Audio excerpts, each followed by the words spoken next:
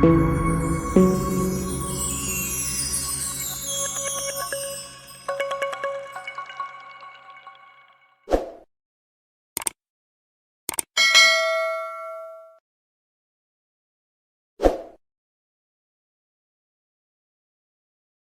back, viewers. Many times what happens is you update the NVIDIA driver. So whenever the NVIDIA driver is updated, the Initramfs is always updated.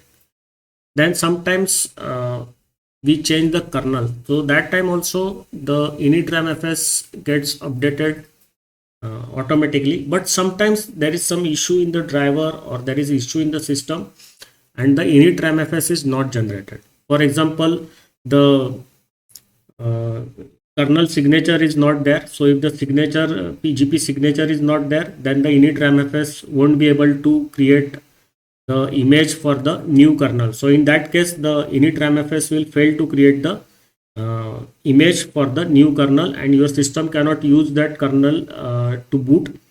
So how to update the system for the new kernel using the Initramfs? For that, you have to open the terminal and you have to issue this command sudo update dash initramfs space dash v.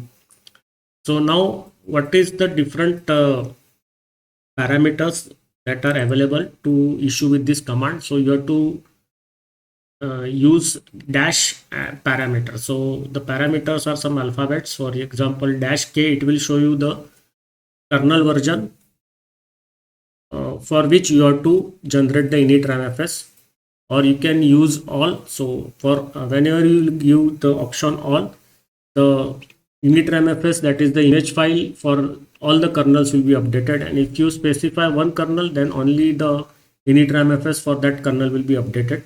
Dash C is to create a new Initramfs. Dash U is to update an existing Initramfs.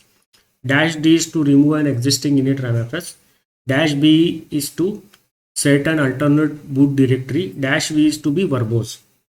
So what I did is I had some issue with the NVIDIA driver, and after the installation of the new NVIDIA driver, the Initramfs could not be created because there was an issue with the kernel signature. So the kernel signature was not there. So what happens is sometimes the new kernel gets released in the system and the signature is not there, or sometimes the PGP signature fails because it has expired. So in that case, the kernel with the expired PGP key, it will not work. We will have to first update the kernel with the new PGP key, and then you have to do this update Initramfs to update the kernel image, and then the system can boot using that new kernel image that is generated by the Initramfs. So here I had done the issued the command. So first try, the command did not execute, and in the second try you can see here I corrected it. So you have to give the command sudo update dash initramfs space dash u space dash k all. So it will update the Initramfs for all the kernels that are available on my system. So here you can see it has started to include the different drivers for the AMD GPU. You can see it here, and then include it in the in my image. So the Initramfs for all the kernels was updated using this, and after this command is executed successfully, you have to reboot into system, and then on the grub screen you can choose the kernel of your choice and your system will be working again. NVIDIA drivers, the GPU drivers, your main processor drivers, everything will work perfectly. So with this I will stop the video here. See you in the next video. Bye bye.